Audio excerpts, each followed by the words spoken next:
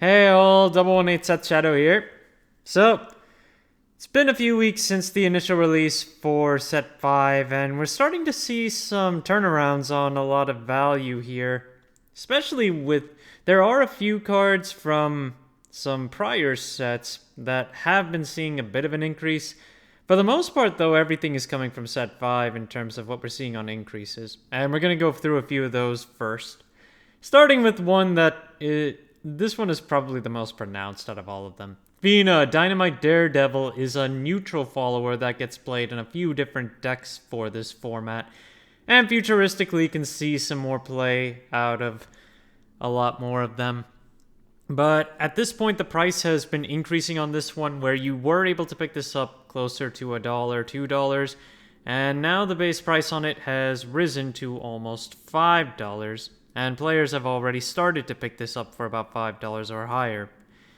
Availability-wise, we still have a good amount of copies at $5 to $6, and then it'll take some time, but once we get past this one with $5 shipping on top of it, there is a single listing for $15, but for the most part, it's just hovering around $5. I can't see it going much higher than that. It's not, I wouldn't call it the bell ringer level of neutral, especially that since it's a gold, but it will be played for some time and in a few decks. One that I'm surprised hasn't really taken off though is Lyral Archer Throne, which is also a neutral and gets played in a few different decks, and is a good tech especially against burn-based decks given that it prevents any ability damage to your leader while it's on the field. This one has 16 listings available and is still about $1 to pick up for pretty much all the listings that are available. Eventually we get above that, but there are still a good amount of copies to pick up for $1 or less on this one, which is still good. The ultimate rare of Liciana, which is probably my favorite ultimate rare to pick up from this set. I have a feeling it's the favorite of a lot of other players. In any case, this is probably the main ultimate rare to have really gone up in value, and it already had a pretty high value to begin with. It's already sold from $130, and someone bought copies for $170 already. There are only 3 listings of this ultimate rare, starting from $170, and then we go to over $280, and then almost $320. Yeah. No. I mean,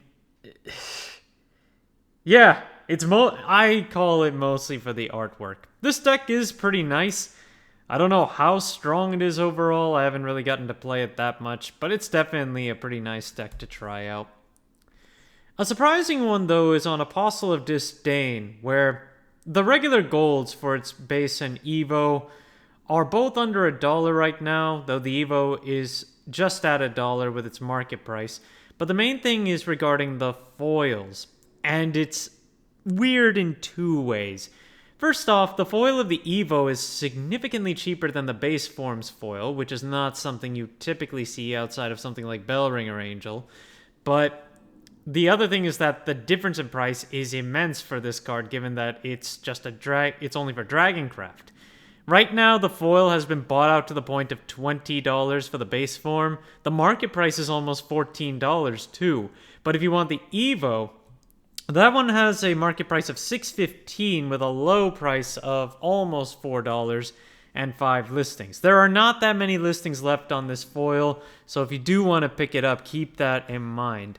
And when it comes to the base form, the 2 listings that are available are $20 plus a $5 shipping tag, and then almost $25 when you count the shipping. As for the Evo, we've got $4 all the way up to $6 for the first 3 listings that are available on this list. And as for what's available for its regular gold, there are still plenty available to pick up for $1 or less. The foil of Craving Splendor, which works with Leonitis, This is one that I pointed out as a definite increase in value given it's a neutral and works with Leonitis, which was definitely going to be one of the bigger legendaries to pick up in this set. Right now the base price on this foil, it's a silver. It's $15 with a $5 shipping tag. The market price is already $9.40, And at this point, we are already seeing it sell for 10 all the way to 12. And available listings range from that $20 with the shipping included to $25 at this point. And I mean, Leonitis could see play even in upcoming formats. Overall, the engine is just really good for making sure that you can keep your health up while dealing some overall damage to your opponent's board. This one was a surprise, though. Leonitis' promo foil got bought off the market a few days ago and now only has a single listing available for $40 a piece. The last sales that came up are $16 to $25. Before that, we did not see a single sale. Okay, we did, but that was a while ago. Basically, recently all the sales have been 15 or under at this point. So $40, I mean, even I had this thing up at $50 for the longest time and nobody bought it. I don't think 40 is going to cut it, even with a playset. On top of that, it's got a $5 shipping tag, but that's just my take. I know Leonitis is still a prominent card to consider for Sword, but yeah, we'll just have to see if things change there. Star Phoenix, given that it's got its promo from the new tournament pack, I wanted to see where that was heading. And when it comes to the foils of the original from set 4, those are not very expensive to pick up at this point. $1.40 is a start for the regular one, and then just under $1 for the Evo, which is also weird. Normally the Evo should be more expensive. But Star Phoenix's promo versions are actually starting off a lot lower than I thought they would. Given that this has both its base form and the Evo, and they're supposed to be really difficult to pick up because they're legendary promos, it's surprising to see how low they're starting off at. But they don't have that many listings to start either. 5 listings right now at 25. Their market price is currently 35. This is the base form. The Evo is cheaper right now. The Evo is cheaper right now at 22 to start, and then $28 market price with 7 listings. Taking a look at the spread on it, let's see. We actually have a few copies at $25 for the base form. The Evo has even more copies available. Wow. There should not... That's really weird. How can there be this many available when it's supposed to be really hard to pull? That's weird. I mean, I guess maybe it'll just fall in line with what we saw with Aria. But I mean, Felice from the last one is still pretty expensive and does not have nearly as many copies. So I'm just wondering what's happening here now.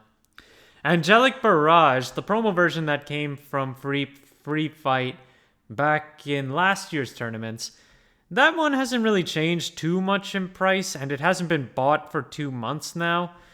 We're looking at about $11 for the low end, and we still have some listings around $15. But again, this thing hasn't sold for about 2 months, and the last time it sold was around $15. I don't see much play of Angelic Barrage going forward compared to Angelic Snipe, which I pointed out that there was a buyout on that promo last time. Just make sure you're watching for that one, and do keep your eye on this one regardless. It is an alternate art too.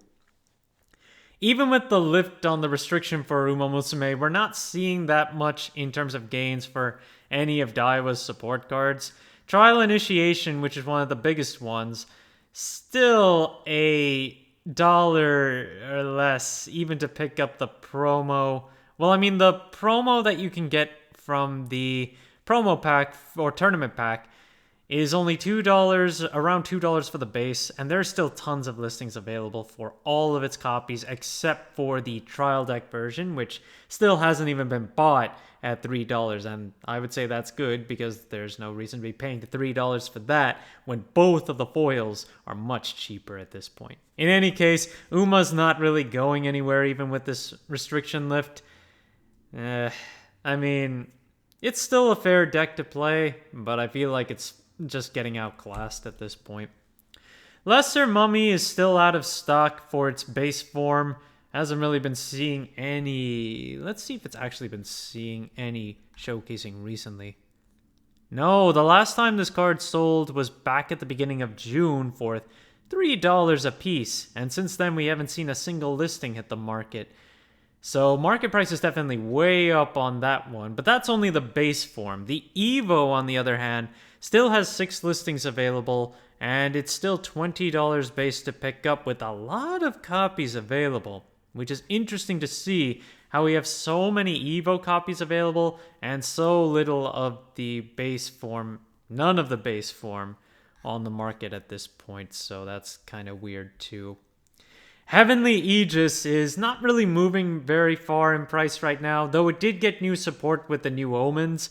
It's still pretty easy to pick up at $5, $6 if you want this. So, I mean, with the new support, it's still a pretty nice deck to play, but it's not too expensive. And that's the other thing.